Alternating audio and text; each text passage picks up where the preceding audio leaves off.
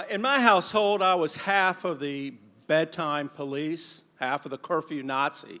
So I'm going to tell you the story about our youngest son. So when he was 15 or 16, this is Act 1, he calls us up 10 minutes before he was supposed to be home and saying, the poker game's running late, give me another hour. All right, that's fine, son, that's fine. He was at a house nearby, one of his soccer teammates, so we trusted his friend. Anyway, Mama Bear nudges me at 12 after 5, Alex isn't home. And if she didn't sleep because the Cubs weren't home, then obviously we had to do something about it.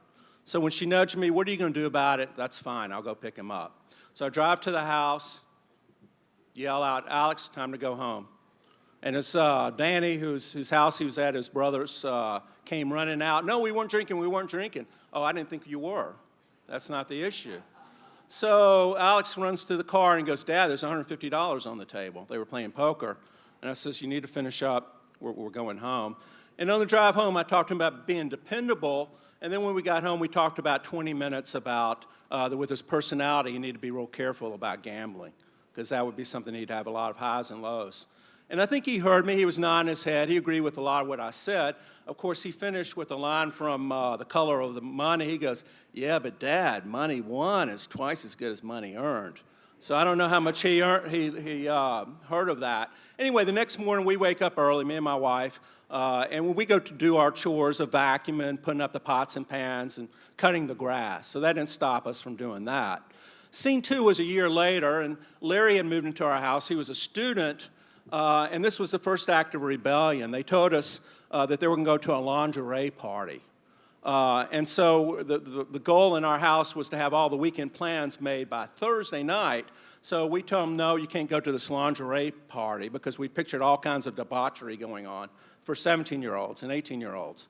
And we knew the person whose house it was, my oldest son. It was a teammate on his wrestling team, pretty good kid, but we decided it wasn't a good idea. And they mildly argued, and it was kind of left at that. Well, Friday night rolls around, and my son makes a speech to us. The first act of defiance. Dad, we're going, and you can't stop us. And Larry's behind him, nodding his head vigorously. And he gives the speech. He goes, I know you're going to ground us for 2 weeks, and I know you're going to give us extra chores, and we're okay with that, and there won't be any drinking or drugging, and when we get home, you can smell our breath, but we're going. And with that, they get up and they leave.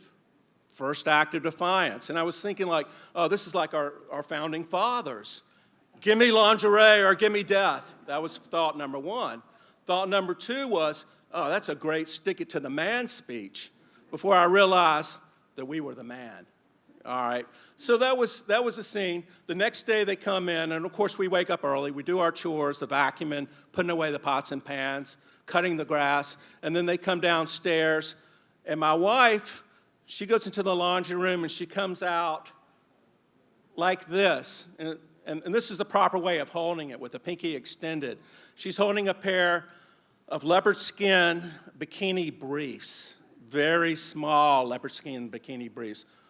Please don't tell me this was worn by either one of you. And at that point, both of them pointed the fingers to each other. So fortunately, we never had that trauma again. There was no other lingerie follow-up. There's no other spill out. That was scene 2. Scene 3 was 2 days before they were going off to college.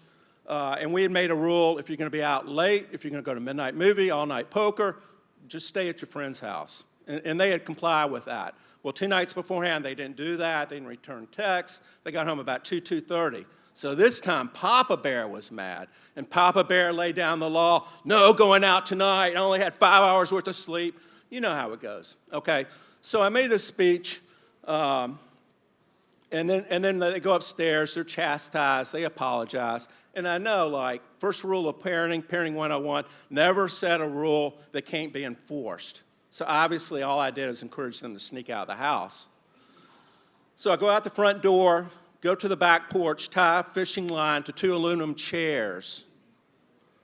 And then I wait. We go in, we go upstairs, it's 9 o'clock, and we have our hallmark moment. Good night, son. Good night, Larry. Love you. Oh, good night, Mom. Good night, Dad. We're going to go to sleep soon, too, And of course, you can visualize this. And then we go into our bedroom. I open up the bedroom window, the bathroom window, and we wait. Now, we have an old house, 1925, wooden stairs, wooden floors. It is not quiet. So no matter how stealth mode they go, it's going to sound like a small, quiet accordion. So I'm waiting for them to go down. They go down the stairs, and it's like, oh, this is too good to be true. And I hear them, open up the back door, the chairs clatter together, and I let out a scream. Now, this scream, it wasn't your garden variety scream. This was 1950s B-movie.